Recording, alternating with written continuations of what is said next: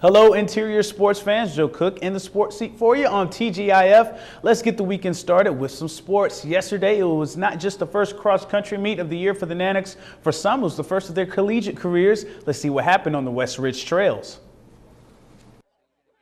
The Nanick men took second place at a long course race on the West Ridge Trails. Freshman Keegan Rankin finished in 8th with a 27-minute, 7.9-second run to lead UAF. Teammate Ross McDougall was 9th, coming in 2 seconds later. Tal Norvell and Mitch Burgess went 11th and 12th for the Nanics, as well as Tuck Sims and Kenneth Brewer also finished in a duo, going 16th and 17th respectively. I didn't know I was going to place in the front. I was thinking I was going to be in the middle, but I don't know. It's exciting.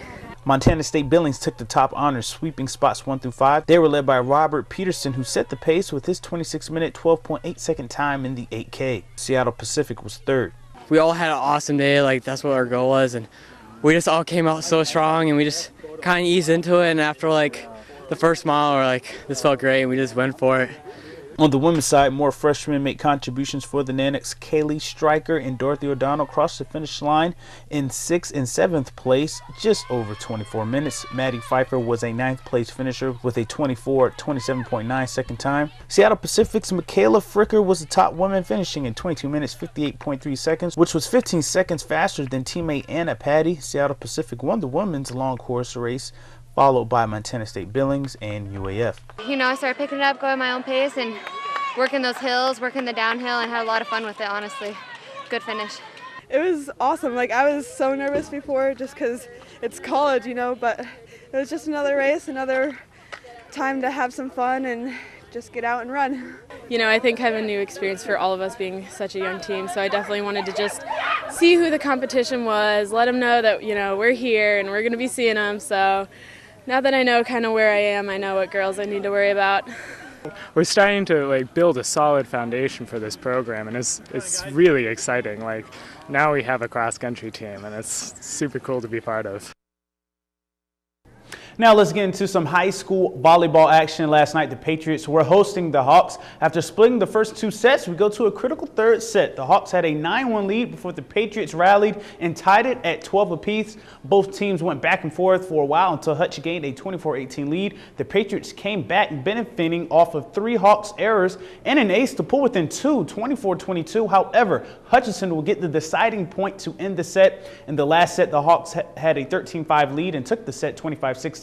Hutch wins 15-25, 25-19, 25-22, and 25-16. Andrea Lambert had 14 digs for North Pole at the libero spot. Caroline Everts had 21 assists, and Taylor Hastings had 8 kills to lead Hutch, who are now 3-0.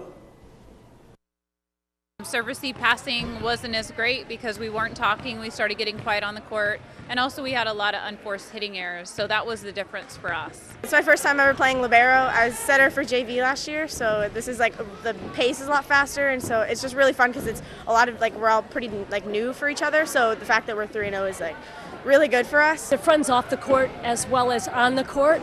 And I think that really works for us as far as being able to talk, and they're very encouraging. They're a very positive team, very positive, and that helps out.